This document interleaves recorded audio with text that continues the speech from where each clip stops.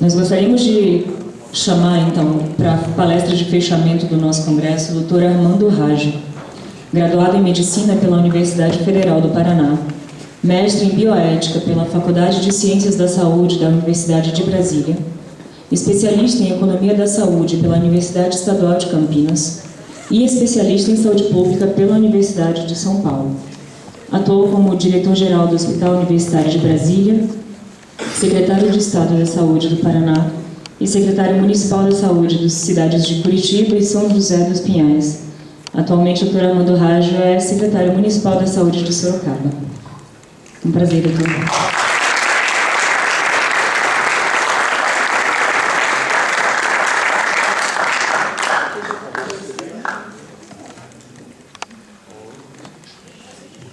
Boa tarde. Eu fiz uma... Sim, vai pegar. Juntei dois PowerPoints que eu gostaria de compartilhar com vocês. São muitos slides, mas eu vou usá-los rapidamente.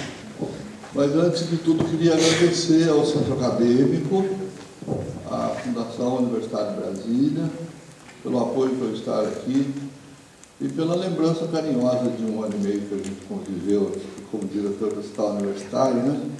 1 ano e 7 meses, de lembrar de fazer esse convite para nós. Eu gostaria de mostrar primeiro o trabalho que eu apresentei no Conselho Federal de Medicina ainda em 2009. Pelos cursos que foram referidos aqui que eu fiz, vocês já notaram que eu já andei um pouco por esse país, né? Eu sou oriundo do interior de São Paulo, fiz graduação na Federal do Paraná, vivi mais de 30 anos lá e mudei para Brasília em 2002. E aqui em Brasília eu fiz a pós-graduação, depois da especialização fiz o mestrado na bioética na Faculdade de Saúde. Uma dessas ocasiões tive a oportunidade de participar de um debate no Conselho Federal de Medicina sobre o trabalho médico. E acho que vocês estão aqui nesse congresso há 3 dias discutindo as opções de trabalho. Eu não quero absolutamente contestar todas as oportunidades que tiveram. Eu tive a ocasião de ver o Getúlio falando da experiência dele, que é uma fronteira interessante da nossa profissão. Eu, quando terminei a minha graduação, fiz anatomia patológica. Depois fui convidado para ser diretor de saúde de Curitiba. Fiquei em dúvida se eu devia fazer, porque afinal eu era patologista. E pedi prazo, pensei alguns dias, consultei colegas e felizmente aceitei o desafio de ser diretor de saúde de Curitiba. Depois de 4 anos de diretor de saúde, que eu fui fazer especialização em saúde pública na Faculdade de Saúde Pública da Universidade de São Paulo, voltando um pouco para as origens, que eu sou ali do interior de São Paulo. Agora, de novo, estou lá em Sorocaba, né? É bem perto da minha cidade natal. Então, eu queria comentar um pouco aqui sobre uma busca que eu fiz sobre o trabalho médico.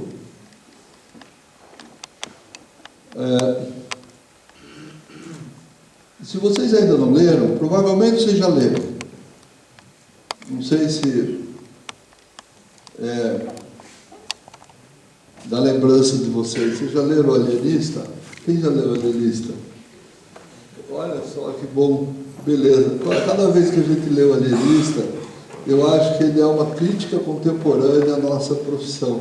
E, particularmente, uma crítica contemporânea a ser secretário de saúde. Porque a gente chega no município, quer internar todo mundo, quer resolver tudo através da medicina, da saúde pública, e as coisas são bem mais complicadas, né? Então, o Simão Bacamarte, né, dizia que ele era um servidor da ciência, né? E que Itaguaí existe até hoje, né? Ali no sul do Rio de Janeiro, entre Angra dos Reis e a capital, o Rio de Janeiro. E ele inventou de internar todo mundo, né? E resolver todos os problemas através da ciência psiquiátrica dele. Eu creio que Snau, né, que tem uma importância muito grande para a epidemiologia, foi muito feliz em falar deste contraditório da nossa profissão. A medicina e nós médicos vivemos entre essas duas culturas, a humanística e a científica, ou a social e a técnica, a tecnológica ou a tecnologia que domina a nossa profissão hoje. O feiticeiro, o xamã, o pajé, a doença é uma manifestação do sobrenatural para eles, e tratar a doença era penetrar no mundo sombrio e desconhecido. Isso eu tirei do livro desse autor maravilhoso, que é um médico epidemiologista, que durante muitos anos da vida dele tratou de tuberculose, que é o Moacir Scria, lá do Rio Grande do Sul. Ele faleceu recentemente, e um escritor laureado como romancista mesmo, escreveu obras maravilhosas, como também escreveu em epidemiologia. No Código de Hammurabi, que é de 1700 a.C., ser um médico, se um médico abriu um tumor ou tratou com faca uma ferida grave, nem chamava bisturi na época, ou curou um olho doente, ele receberá 10 ciclos de prata. Se o paciente for um homem livre, 5 ciclos. Se for um descendente de plebeus, 2 ciclos, 7, 5 e 2, né? E 2 ciclos se for um escravo. Então, essa coisa da profissão, da medicina como profissão, se nós estamos no ano 2000 depois de Cristo, há 4.000 anos, portanto, né, há 3.700 anos, o trabalho médico já era reconhecido de algum modo com remuneração conforme a moeda da época.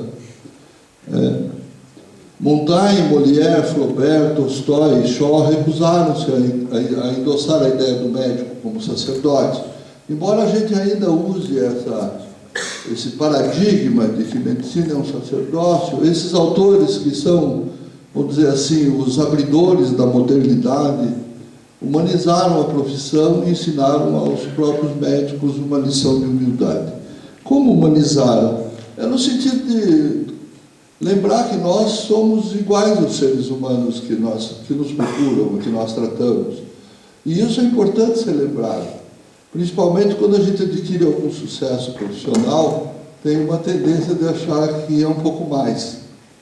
E, no entanto, não perder de vista a humildade no exercício da profissão é fundamental. Você é mais um vivente, você é mais um ser mortal, e tem a oportunidade de alguns conhecimentos que podem aplacar o sofrimento, podem pelo menos atenuar, né? Se você não pode resolver a causação do mal, pelo menos atenuar os efeitos dele. A questão do trabalho médico hoje é saber se a medicina moderna, científica, que nasceu em fins do século XVIII, entre Morgane e Bichat, com o aparecimento da anatomia patológica, é ou não é individual. Isso é uma outra coisa que nós temos um certo capricho de repetir, de que a medicina é uma relação interpessoal entre eu e o indivíduo que me consulta. É verdade, ela tem essa dimensão, mas ela não tem só essa dimensão. E ela não é um bem só seu, resultante do seu esforço, que você se dedicou, sua família se sacrificou, e você fez a formação mais demorada, mais exaustiva, mais exigente, e por causa disso você tem que ser retribuído diferentemente dos demais mortais. Não é bem assim. Nós, quando temos a felicidade de ingressar num curso que forma para a clínica, como é a medicina, não é só a medicina que forma para a clínica, mas quando temos essa oportunidade, nós somos beneficiários de uma conquista civilizatória. E quando nós tiramos o nosso diploma, não sei se vocês lembram no ato, vocês já assistiram formaturas, aqui tem colegas formados também, 2 ou 3 de nós já passamos por isso. O reitor fala em nome do presidente da República. Vocês já notaram isso? Na formatura, na hora que o reitor lhe confere o grau de médico, ele fala em nome do presidente da República, ou da monarquia, né, do reino, se fosse na Bélgica, se fosse na Inglaterra, porque esse grau que a gente conquista é uma autorização da sociedade, é uma autorização do Estado, seja o Estado monárquico, seja o Estado contemporâneo, o Estado republicano como o nosso. Você ganha uma chancela da sociedade para exercer a medicina. Ela não é sua, ela é da sociedade, e você é habilitado para exercê-la. Portanto, não pode fazer qualquer coisa com ela. A medicina moderna, na medida em que ela é ligada a uma economia capitalista, é uma medicina individual, como a gente pensa que deve ser, individualista, conhecendo unicamente a relação de mercado do médico com o doente, ignorando a dimensão global, coletiva da sociedade. Tanto o slide anterior, eu tirei do Foucault, como este slide. A crítica da medicina contemporânea costuma caracterizar que o desenvolvimento dela se deu tal como ela é, fortemente individualista, porque ela é produto da sociedade capitalista. Mas quando você vai ler O Nascimento da Clínica, do Michel Foucault, você vai ver que não é bem assim. O Estado moderno, o Estado capitalista, não negando a experiência de Estados socialistas que já fizeram avanços importantes também na medicina, principalmente na medicina coletiva, é também esse Estado capitalista responsável por ter desenvolvido 3 dimensões muito interessantes da nossa profissão. Ela é uma prática social e somente em alguns dos seus aspectos é individualista. Quando a gente valoriza as relações médico-paciente, obviamente elas devem ser valorizadas, né? A confidência que o paciente lhe faz, o conhecimento que se adquire sobre ele, tem que ser respeitado privadamente como uma relação que merece absolutamente toda a privacidade, né? De modo a não expor as pessoas e também você não ser abusivo com a exposição que ela lhe faz da sua realidade, do seu sofrimento. Mas o corpo, segundo Foucault, é uma realidade biopolítica. A medicina é uma estratégia biopolítica. A medicina serve para promover a liberdade, mas serve também para submeter. Ela serve também para controlar as pessoas. Desde o fim do século XVIII e início do século XIX, socializou-se o primeiro objeto enquanto força de produção, força de trabalho, o corpo humano. Quer dizer, a produção da medicina contemporânea está baseada no século XVIII, com a Revolução Industrial da Inglaterra. O controle da sociedade sobre os indivíduos começa no corpo, com o corpo, e não simplesmente pela consciência ou pela ideologia. E Foucault considera que a medicina se formou, a medicina contemporânea, que nós praticamos no Brasil, nos Estados Unidos, na Europa, onde quer que seja, até no Oriente, avançando no capitalismo, como inclusive a China faz hoje, tem origem na medicina de Estado da Alemanha, na medicina da urbanização, na França, quando os bairros eram promíscuos e tinham graves dificuldades com a transmissão de doenças infecto-parasitárias, e a medicina da força de trabalho na Inglaterra. O Estado brasileiro é caudatário dessas experiências.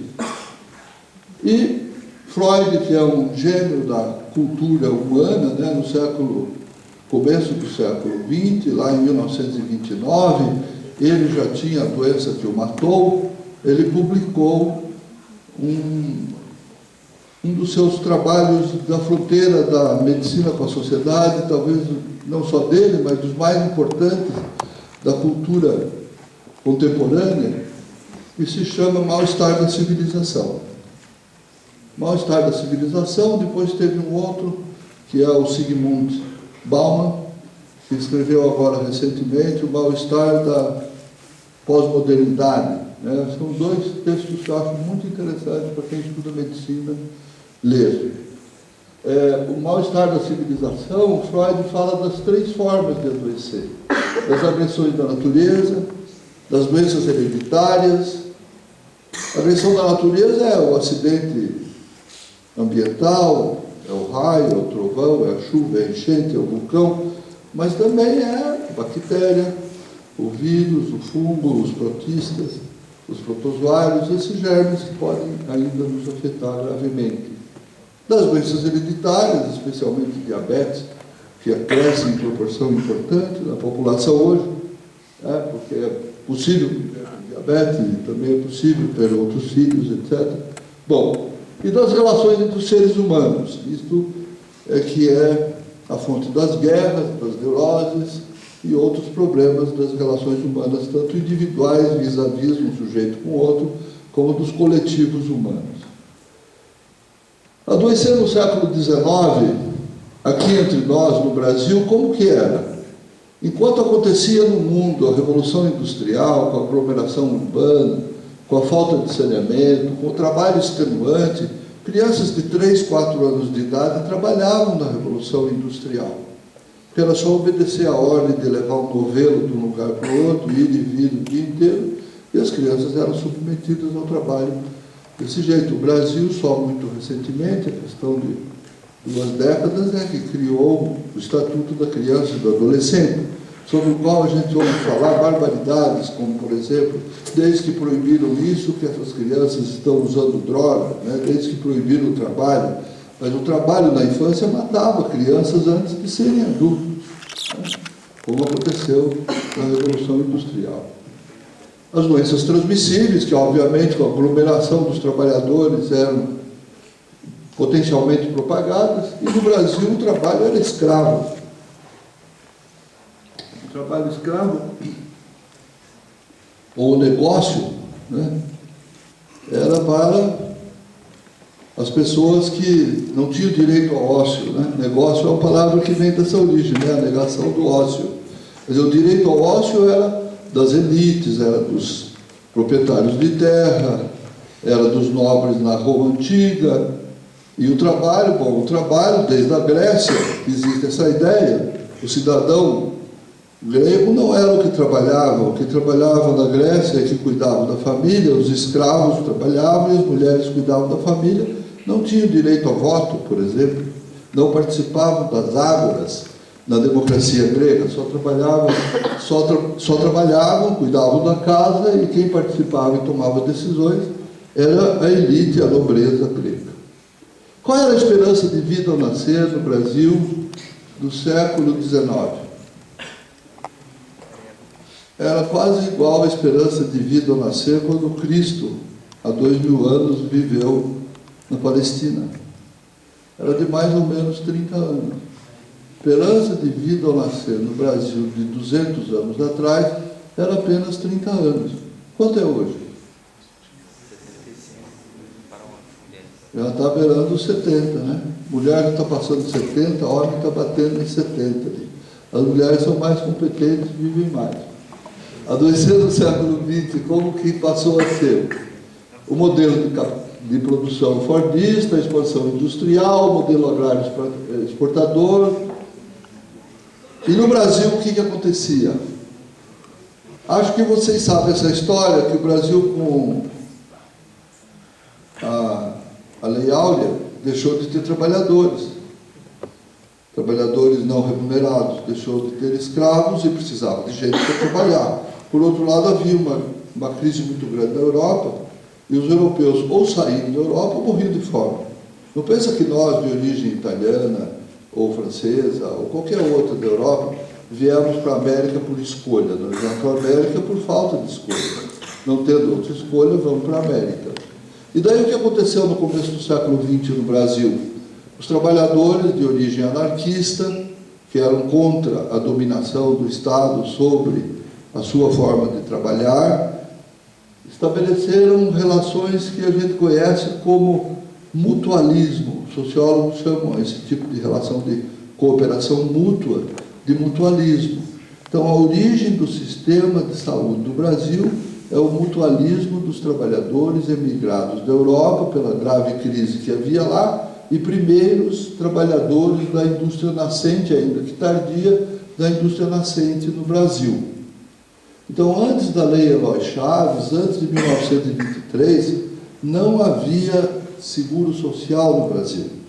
Não havia sistema de saúde, a não ser o esforço de Oswaldo Cruz por controlar a febre amarela e outras doenças que comprometiam o sistema agrário exportador do país. Mas como sistema organizado, socialmente comprometido, prestando serviços regulares, não havia nada estabelecido. Então, nós nem chegamos no ano 2023, não faz nem 100 anos que existe algum sistema social de atenção à saúde dos brasileiros. Faz um pouco menos. 2013 faz 90 anos. A primeira iniciativa organizacional do sistema de saúde do Brasil é de 1923. Em 41, a primeira Conferência Nacional de Saúde, em 50, a segunda Conferência Nacional de Saúde, e a criação, por volta de 45 até 55, da Secretaria de Saúde e do Ministério da Saúde no Brasil. E, se não me engano, data de 1952, apenas. Quer dizer, o sistema de saúde no Brasil, com o Ministério da Saúde próprio, tem apenas 60 anos. E como que era adoecer no século XX? Das doenças infecto-parasitárias, que evoluíram até as crônico-degenerativas, nós já falamos que chegamos aos 70 anos, e aí tem um avanço do capital no setor da saúde, no mundo e no Brasil, que é a chamada terciarização da economia. Acho que vocês sabem que a economia é classificada em 3 grandes setores de atividade, né? O extrativismo, a agricultura, né? A indústria e depois o mercado, o comércio. As sociedades mais maduras, do ponto de vista econômico, elas se transformam em sociedades de serviço. Quer dizer, no Brasil tem agricultura, no Brasil tem indústria, mas o que mais tem no Brasil hoje é prestação de serviço. E dentro do crescimento da prestação de serviço, a nossa profissão é muito útil. Talvez o maior negócio, o negócio que mais cresce no Brasil hoje, são os negócios da saúde.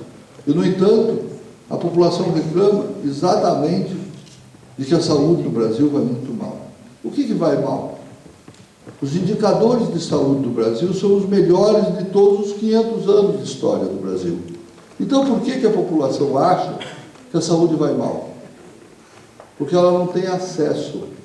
Porque o acesso ao consumo de bens e serviços não acontece na proporção que a população se acha merecedora.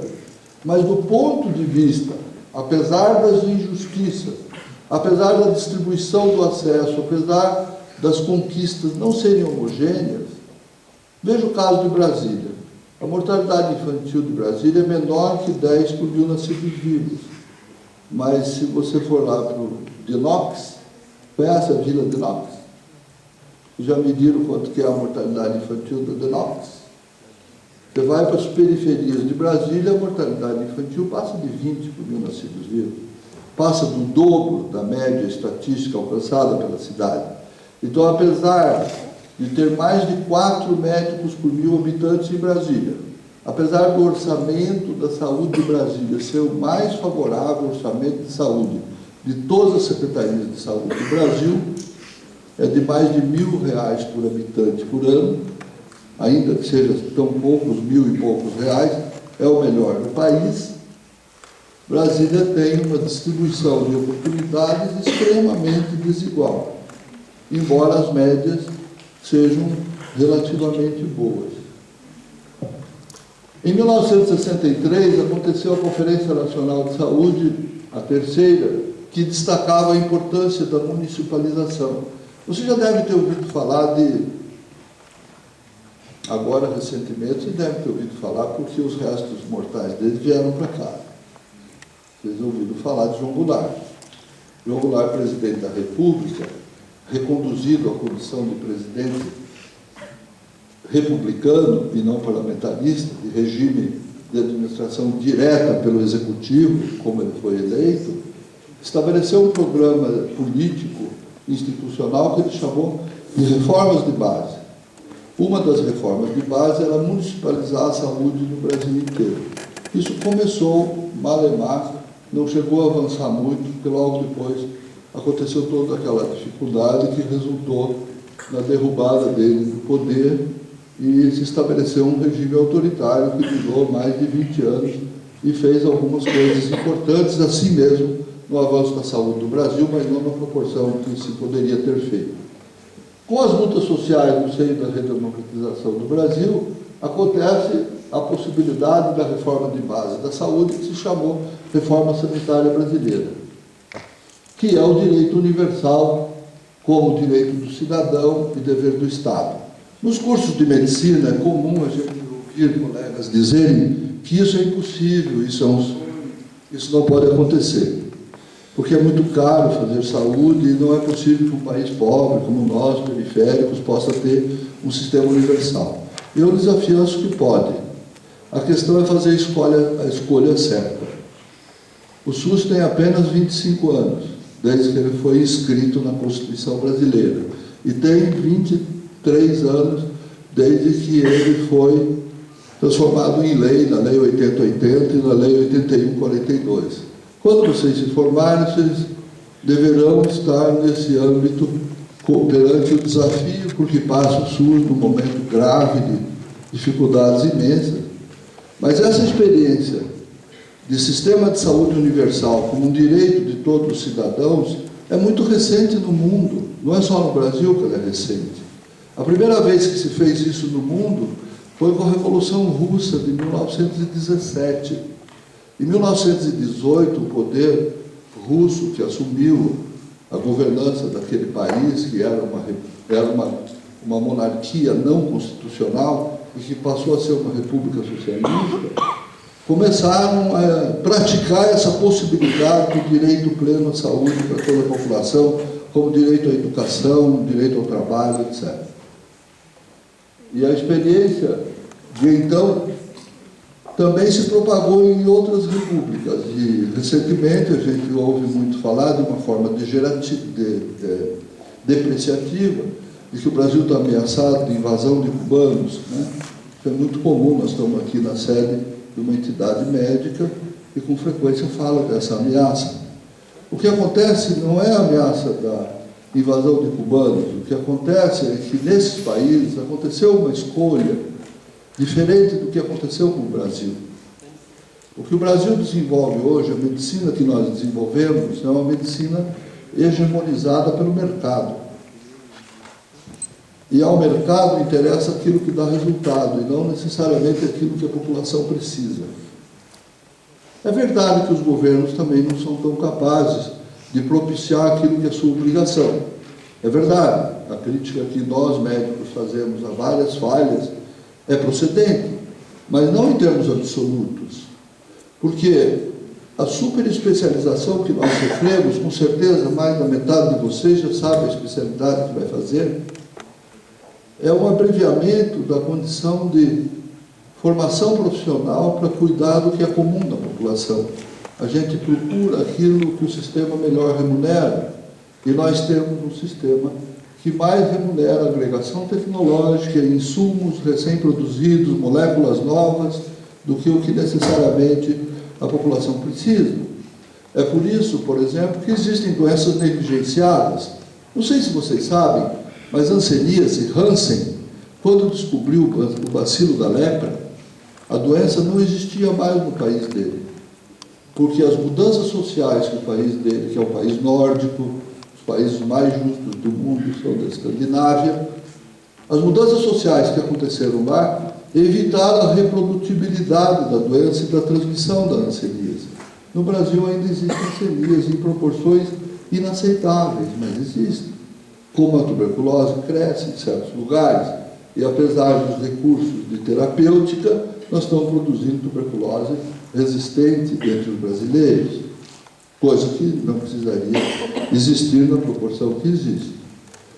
Na Inglaterra, de 1948, portanto, 30 anos depois, somente 30 anos depois da Revolução Russa, a Inglaterra criou o Sistema Nacional de Saúde da Inglaterra, que é muito criticado, mas é também muito reconhecido.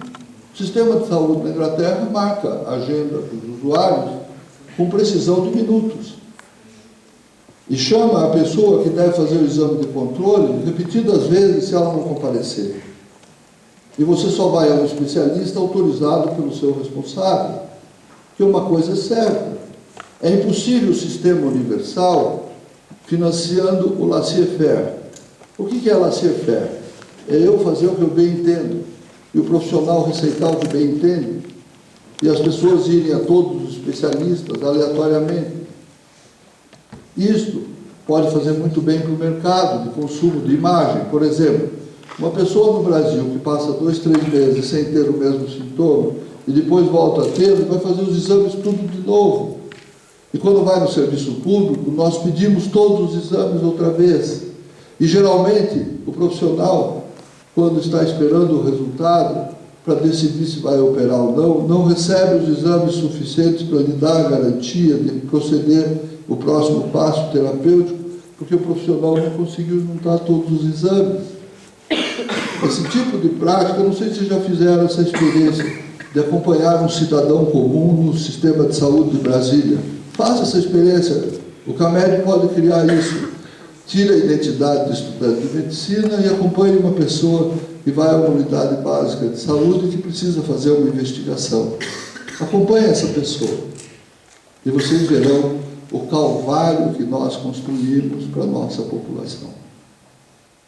Então, apesar de ser tarde, 30 anos depois, os ingleses criaram um sistema que era reparador do esforço da Inglaterra contra o eixo. Acho que vocês sabem que a Inglaterra foi praticamente destruída na Segunda Guerra, mas venceu a guerra junto com os aliados, os brasileiros também fizeram parte, e o povo inglês estava muito empobrecido, com muitas dificuldades, e os trabalhadores ingleses, desde a Revolução Industrial, exigiam que o Estado inglês criasse um sistema de saúde.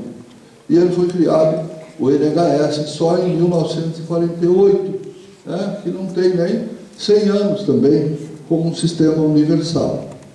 E a prática do direito à saúde na unidade europeia, na União Europeia, é muito recente. Nenhum país entra na União Europeia se não tiver sistema universal de saúde.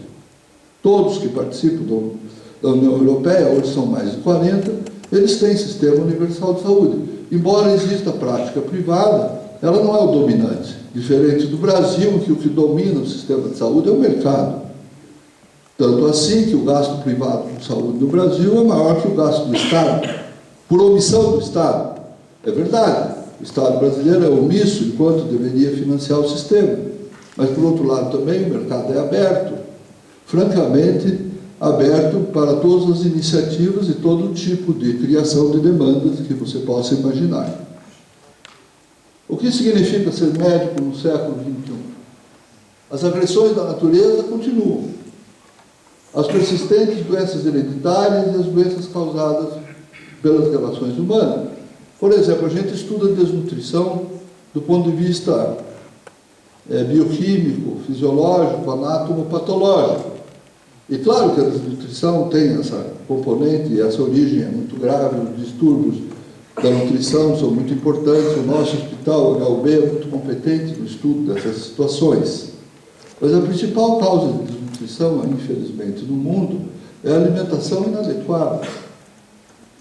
A obesidade que a gente conhece hoje é produto dessa cidade e dessa vida sedentária, como o professor comentou há pouco, o Getúlio havia comentado, uma vida sedentária que nós todos temos sobrepeso, ou vamos ter um dia, e balanceamento alimentar extremamente inadequado.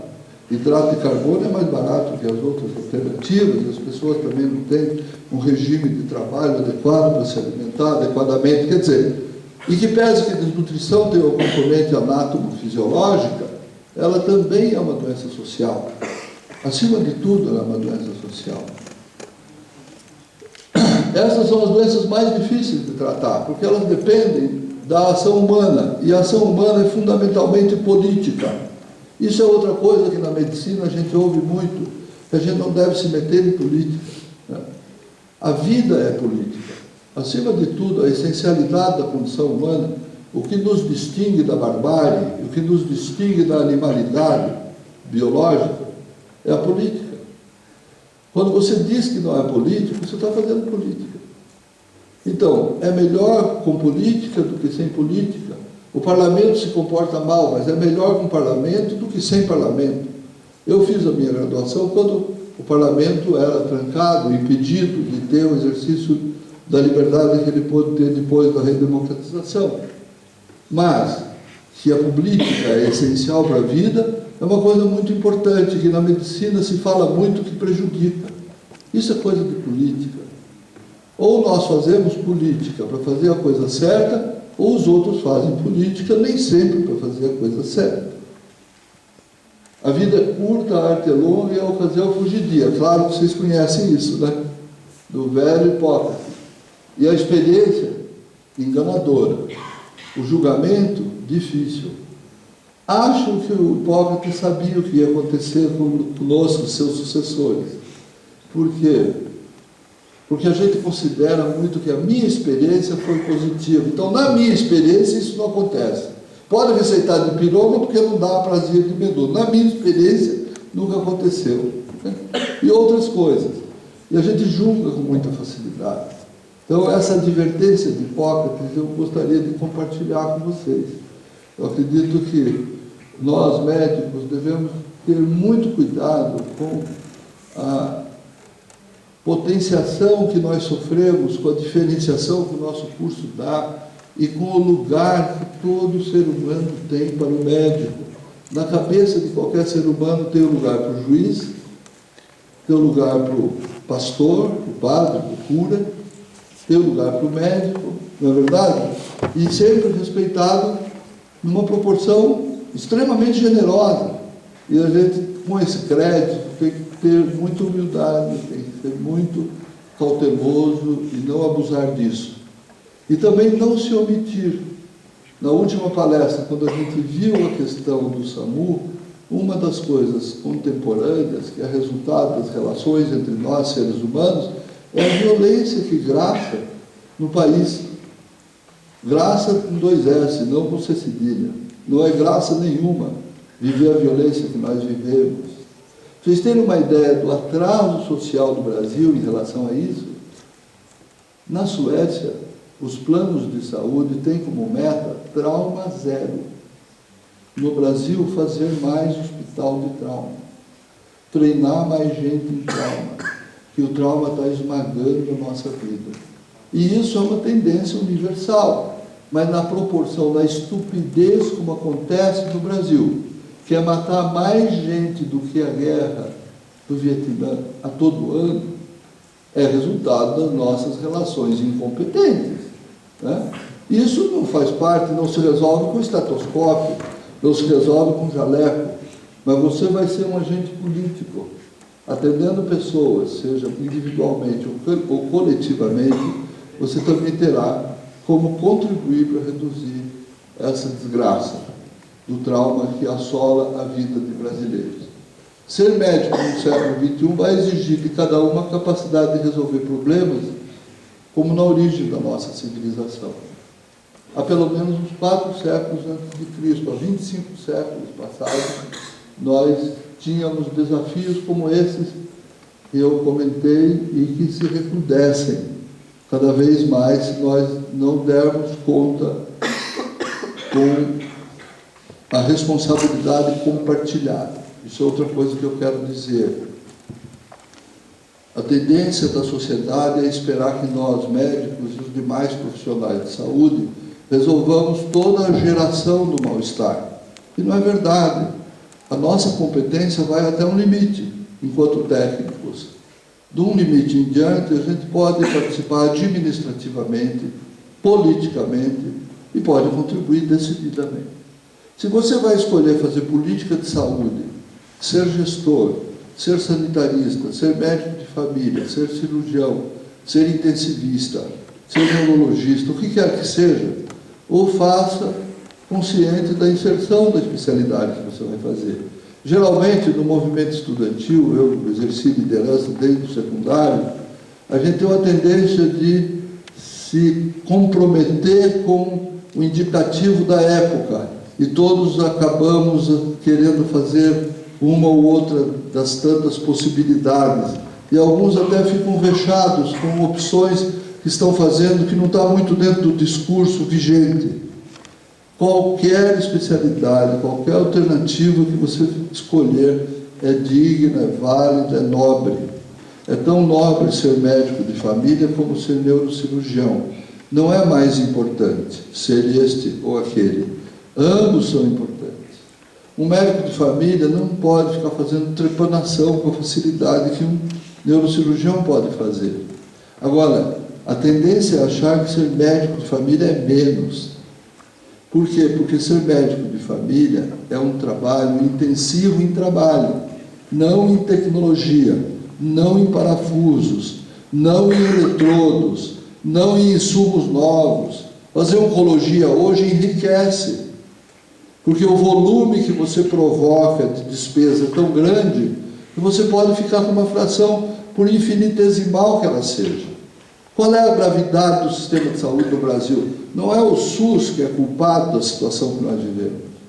O que acontece no Brasil hoje é que nós temos uma invasão tecnológica muito grande, em que a tecnologia dominou a ciência, a criatura, que é a tecnologia, passou a dominar o criador. Nós não temos formação científica, nós temos treinamento tecnológico e ficamos escolhendo a máquina da vez para exercer a nossa profissão. Por quê?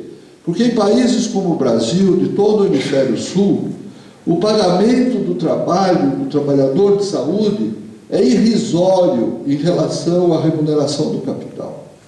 Os sistemas de saúde estão se tornando intensivos em capital e não há máquina disponível. Vou dar o exemplo do tomógrafo do HUB, da ressonância do HUB, tá bom? Da ressonância do HUB. Aquele aparelho custou R$1.100.000. Sabe quanto custa a manutenção dele por mês? R$100.000.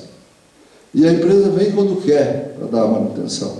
Vocês sabem disso, quando eu fui diretor lá, quanto tempo a ressonância ficou parada.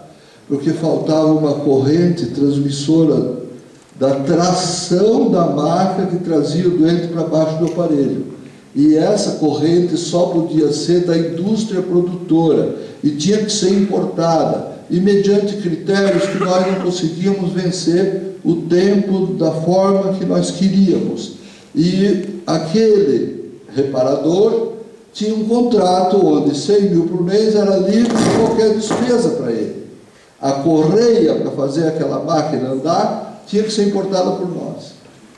Esse tipo de invasão, obviamente, nos faz frustrados quando você vai lá no corredor da imagem, no setor de imagem do HUB, está escrito assim, como é que está escrito? Aparelho quebrado.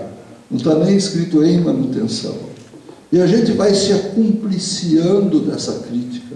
Parece que é uma crítica comprometida com o mal-estar. Será que é porque a gente pensa que com mais mal-estar, mais necessidade haverá de nós? Não se equivoquem. O país do mundo que mais consome bens e serviços de saúde é a Suécia, dos países mais saudáveis do mundo. Um cidadão sueco vai pelo menos 10 vezes aos serviços de saúde durante o ano da sua vida. Nós, quando conseguimos ir 2 ou 3 vezes, já é uma imensidão. Então, sociedades saudáveis, sociedades bem cuidadas, demandam mais a clínica do que sociedades miseráveis, com tuberculose, com hanseníase, com violência, com a barbárie tomando conta. Então, existe espaço para nós todos, qualquer especialidade que a gente faça. Eu estava comentando com o doutor, né? Na nossa profissão, você pode não realizar a especialidade mais sonhada, mas mesmo sem especialidade nenhuma, você sai da faculdade, tem trabalho, tem emprego. Talvez não seja o ideal, mas tem uma oportunidade e tem muita coisa para ser feita. Eu tinha lembrado de uma outra sucessão de slides que eu poderia mostrar para vocês, mas eu acho que é demais. O que eu queria comentar sobre o sistema de saúde no Brasil hoje é que o SUS é muito novo, o direito universal à saúde é uma necessidade imperiosa das sociedades contemporâneas.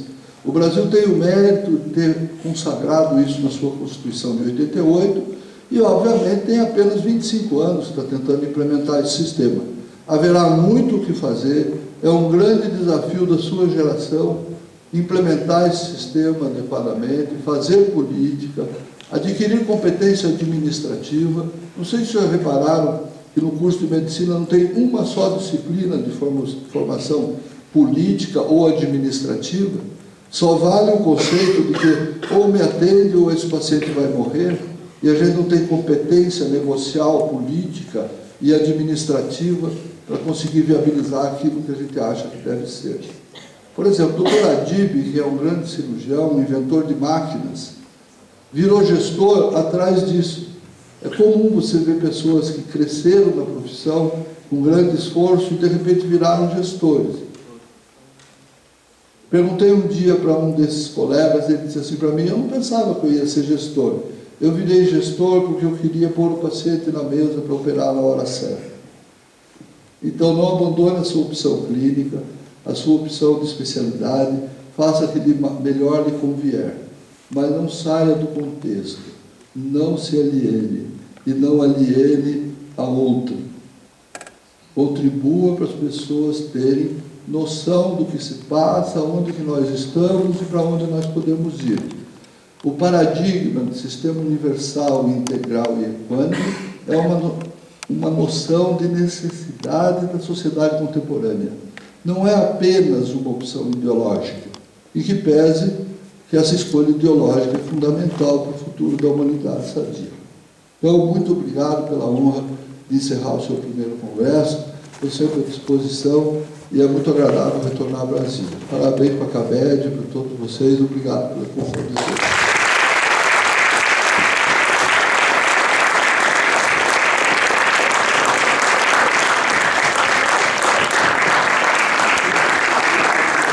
Nós gostaríamos de convidar o senhor Armando Varjo a compor a mesa de encerramento do congresso. Gostaríamos de convidar também o professor Dejano Tavares Sobral, professor emérito da Universidade de Brasília.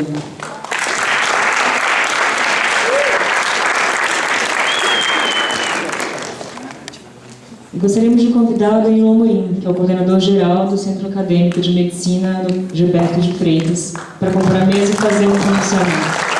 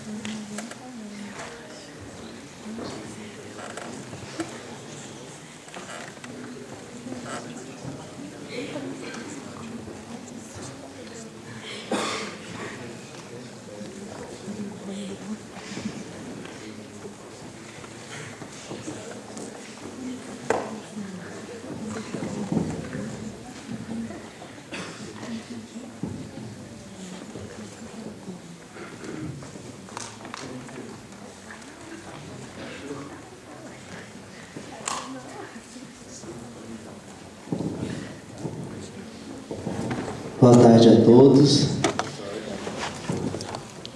Boa tarde, professor Sobral, professor emérito da UNB, professor Armando Raj. Poderia chamar de secretário de saúde, ex-diretor, mas eu acho que o título que mais relembra a atuação do senhor nesse 1 ano e 7 meses no HUB é o de professor mesmo. O ensino que o senhor passou para a gente tem passado, realmente marcou os alunos dessa geração da Faculdade de Medicina. Eu não tenho dúvida do cansaço de todo mundo, tanto de quem participou, da gestão, que está aí nesses 3 dias trabalhando, ralando para fazer esse congresso dar certo, com todos os esforços e dificuldades que a gente enfrentou. Mas tem algumas características e algumas palestras, algumas falas que realmente fazem todos os esforços valerem a pena. Sem sombra de dúvida, professor Raj, essa palestra foi impressionante. Acho que é uma daquelas que faz realmente valer a pena todos esses esforços, mais de mês que a gente está tentando organizar esse congresso.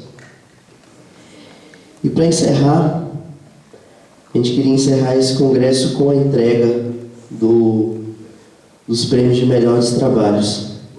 Quando a gente foi fazer a discussão de como seriam esses trabalhos, como seriam selecionados, como seriam escolhidos os melhores,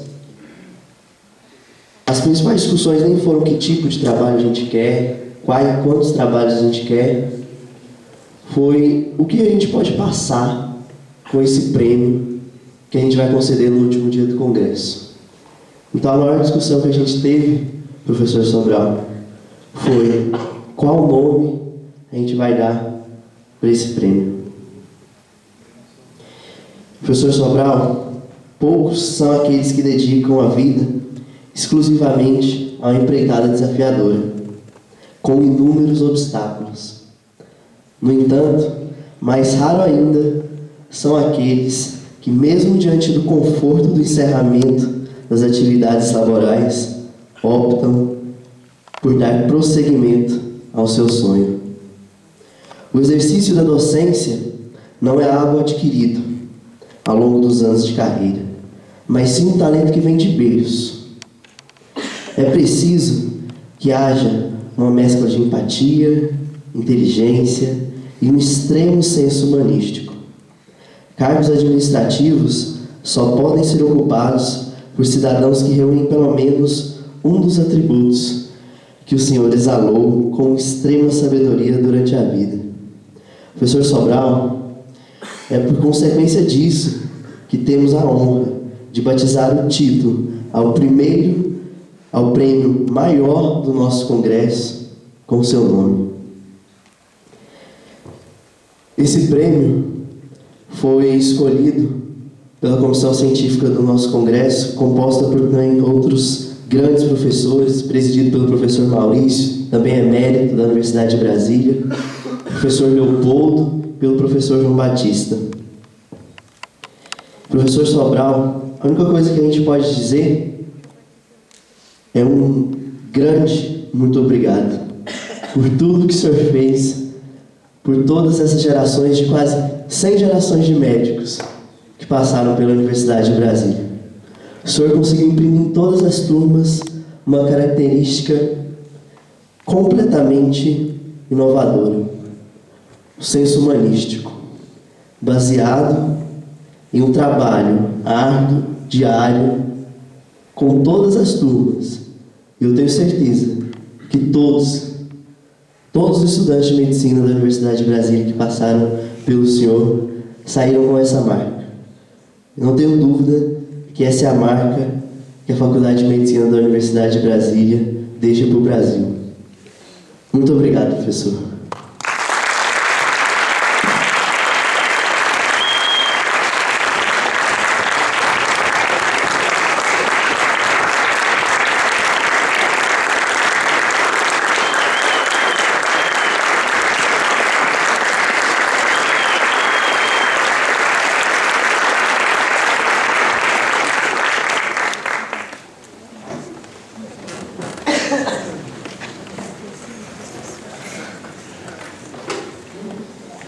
E para realizarmos a entrega dos prêmios, os prêmios foram feitos da seguinte maneira: foram selecionados 5 trabalhos para receber a menção honrosa, e desses 5, um seria selecionado para receber o prêmio Professor Dejano Tavares Sobral. Mas a qualidade dos trabalhos era tão boa que aquela comissão científica de peso não conseguiu selecionar um. 2 trabalhos foram premiados. De primeiro vai convidar os trabalhos que receberam o prêmio de menção honrosa e depois os realmente vencedores. Para receber o prêmio de menção honrosa do primeiro Congresso Médico Universitário do Centro Acadêmico de Medicina, professor Gilberto de Freitas, convidamos o estudante Eduardo Nasser Vilela pelo trabalho Escolha de especialidade cirúrgica por estudantes do ciclo básico de uma faculdade de medicina.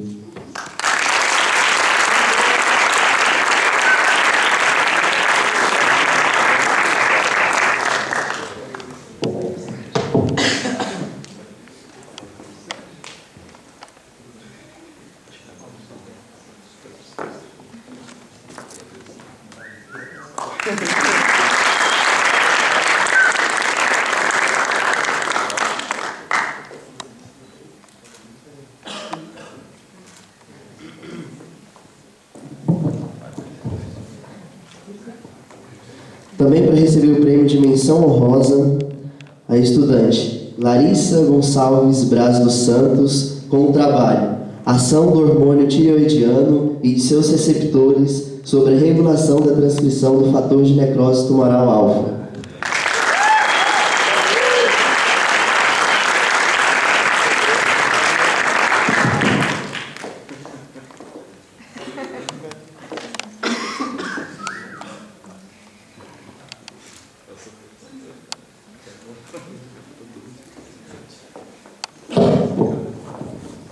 Também com o prêmio de menção honrosa, a estudante Gauziele Fernandes Batista, com o trabalho Avaliação do estado de ativação dos fagócitos no lúpus eritematoso sistêmico.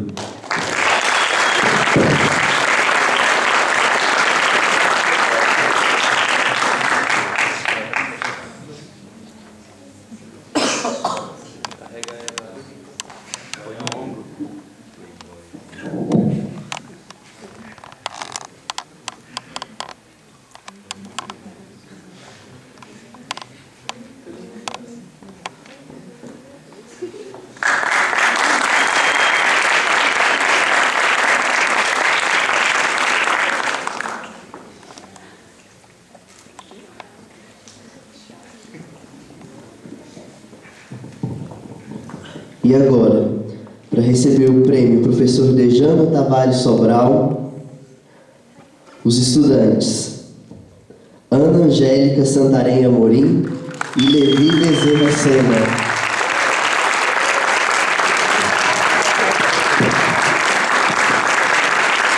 Os trabalhos premiados foram avaliação da eficácia da associação meltifosina e pentoxifilina no tratamento da leishmaniose cutânea e avaliação endonasofibroscópica da leishmaniose tegumentar americana no Hospital Universitário de Brasília.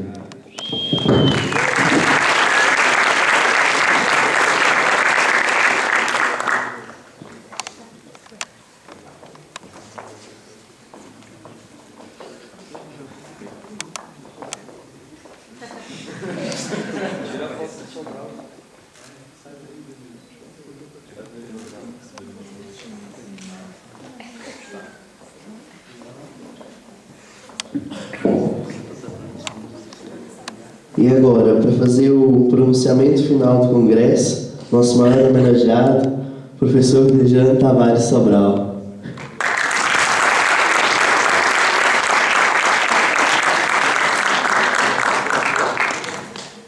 Bom, eu levei um susto quando Pedro Rafael entrou no laboratório e me disse que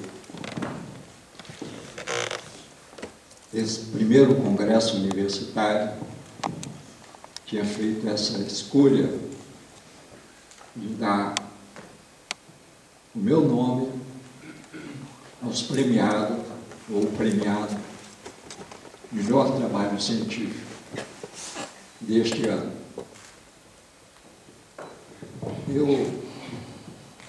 Eu creio que as palavras dele, naquela ocasião, e depois por e-mail, na comunicação oficial, elas são extremamente generosas, provavelmente exageradas. Eu sinto que meu trabalho é meu dever.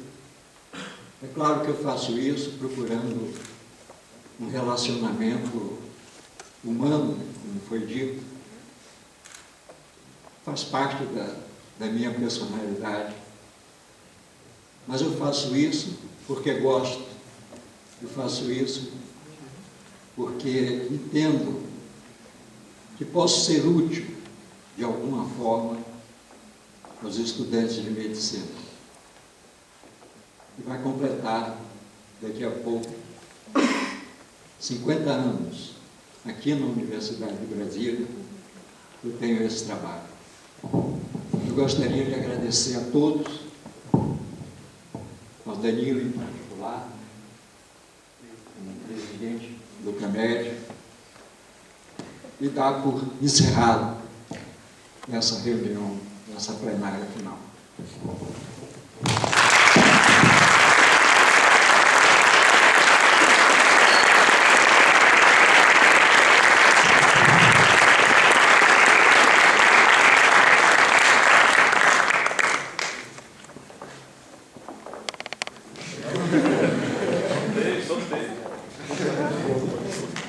A gente queria que vocês continuassem aí, que ainda vai ter o sorteio dos prêmios, tá, do Congresso.